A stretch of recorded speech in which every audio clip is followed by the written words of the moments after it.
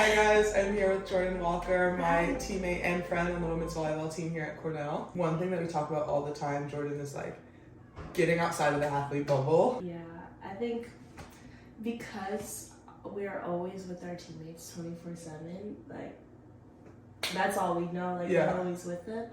But like I feel like we have to make 10 times the extra effort to meet people outside of the bubble. There's always an extra event that's outside of the athlete bubble, and you just have to make the extra effort to go there. Me and Sydney always like we'll go for a few, like an hour or whatever, and then we make sure we go to the other one because like also we want to be surrounded in our culture. I remember during homecoming we went to like the homecoming barbecue, and they're starting to just play like the old R&B and like all that music. We hadn't heard that it's so long.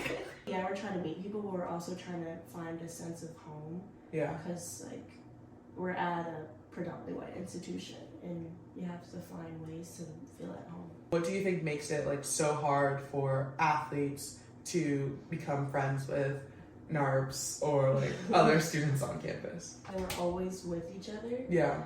And like for our season at least, we start immediately. So like a week like freshman year, everybody was partying, having their cliques, you know, meeting people, and we were in the gym 2 times a day. Yeah. Like, I had no time to meet anybody, so you know, the only time I really got a chance to branch out was spring semester, and by that time people had their friend groups, but like at the same time they had fallen out with their friend groups, so they were looking for new friends, so it kind of worked out. I think I've done a pretty decent job at like branching out, but in general, your team is all you know. And you kind of stick to the other minorities on your team because they can relate to you. I feel like the African American community is very small compared to like the whole diaspora of like Black people in general. Yeah. So most African Americans at Cornell are on the teams, like they are. So we're super close with all the athletes because we can really relate to them more than we can relate to the whole Black community. Probably didn't help that going into freshman year, I watched a different world, like the whole. So you had a different picture. This is not. This is a different world than a different world. Right. How about you? Do you feel like you've been able to have like a friend group of Black people? Yeah.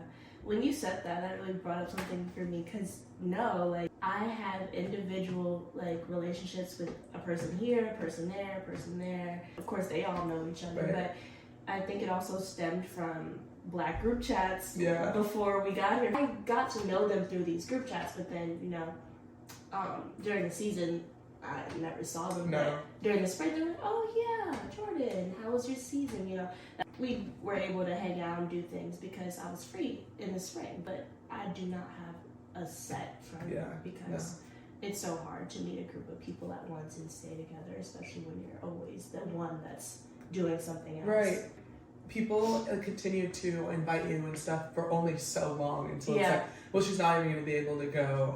They don't even extend the invite anymore because they know you can't. You can't go. I feel like not that many people in the Black community come to games. Sometimes I'll be having like my friends in the car and I have to stop by to get something from the locker room. They didn't even know that was like the gym people play. They've never been to that top of the hill. They're like, what's up here? Never been to Campus Road. That's what I'm saying. But I'm always trying to get them to see my life and to see what I do. I gave them a tour of Bartels. I was like, look, this is where I'm always at 24/7.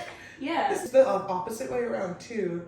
A lot of athletes don't know OOJ, which is our Black house on campus, the Black faculty and stuff that I feel like a lot of like the non-athletes know. Yeah. When you talk to people from both groups, I think everyone has an interest in hanging out and all of that and bridging the gap. It's just like they're very welcome. The way of getting everyone together. Hey guys, it's Sydney. I hope you enjoyed this episode of Let's Talk About It.